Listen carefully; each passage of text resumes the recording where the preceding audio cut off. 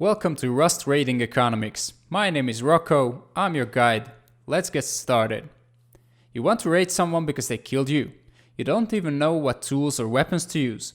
If you're a more experienced player and you know the methods, you still find yourself wondering how much something gonna cost to rate.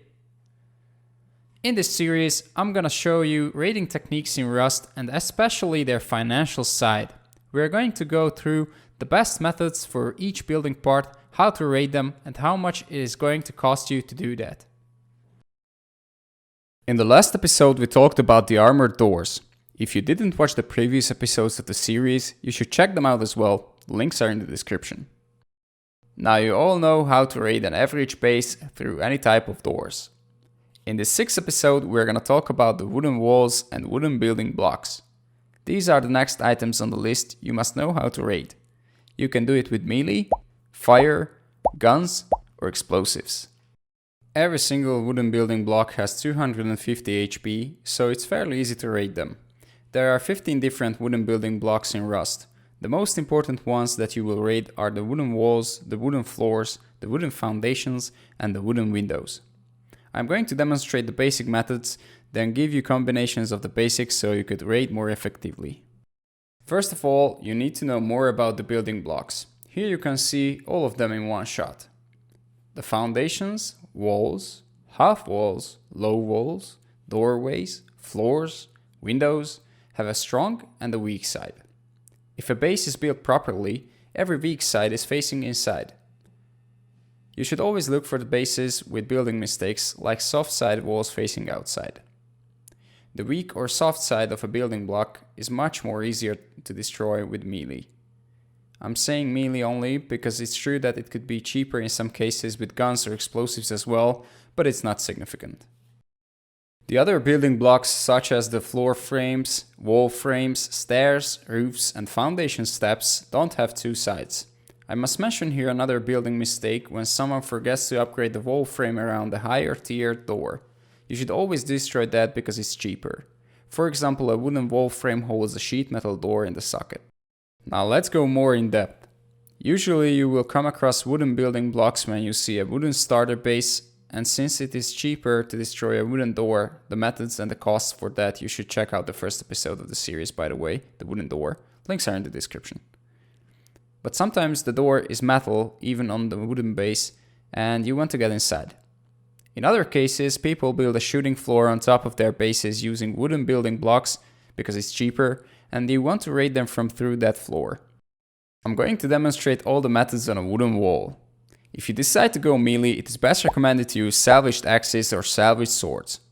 If you choose a salvaged axe, you will need 1 for the weak side and 6 pieces for the strong side. In total, it costs 1 metal pipe and 5 metal blades for the soft side and 6 metal pipes and 30 metal blades for the strong side. If you choose a salvaged sword, you will need 1 for the weak side and 9 pieces for the strong side.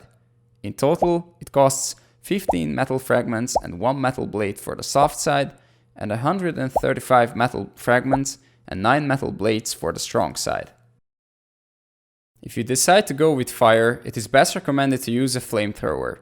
A flamethrower costs 15 HQM, 6 metal pipes, 100 low-grade fuel, and 2 empty propane tanks. To destroy any kind of wooden building block, you will need around 200 low-grade fuel. It doesn't matter whether you aim the soft or the strong side, it is the same amount. If you decide to go with guns, it is best recommended to use handmade shells or incendiary shells. You can choose from 4 guns to shoot with: Ioka, water pipe, double barrel, and pump action shotgun. With each, it takes 93 handmade shells or 39 incendiary shells to destroy 1 wooden building block.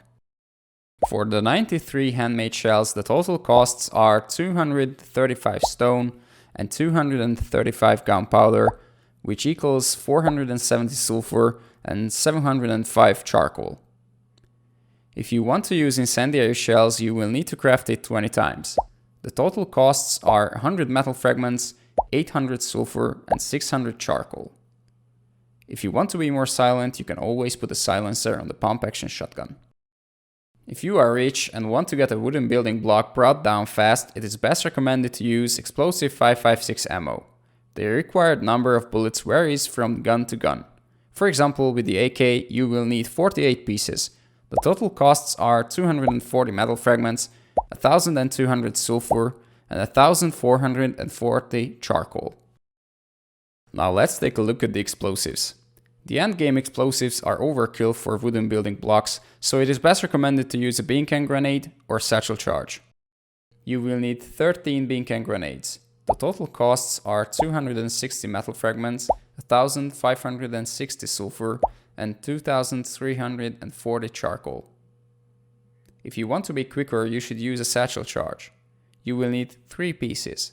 The total costs are 3 ropes, 30 cloth, 240 metal fragments, 1440 sulfur, and 2160 charcoal.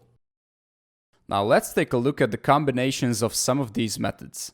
In the following, I'm gonna only go through the sulfur costs, but in the end table, I will give you every detailed cost for these methods as well. It is quite cheap to raid a wooden building block with the basics, but after a little testing, I found that it is best to combine 2 satchel charges and 25 handmade shells. That way it will only take 1090 sulfur to raid a wooden building block.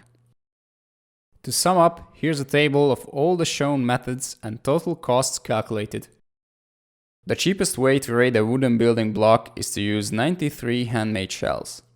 The fastest way is to use 3 satchel charges. Now you know how to raid any base through any type of doors and destroy wooden building blocks. So in the next episode we will talk about the stone walls and stone building blocks. Stay tuned. I hope this video will be useful for new and experienced players as well, that it will serve as a guideline when calculating the raid materials. If you liked the video, don't forget to like and subscribe to my channel.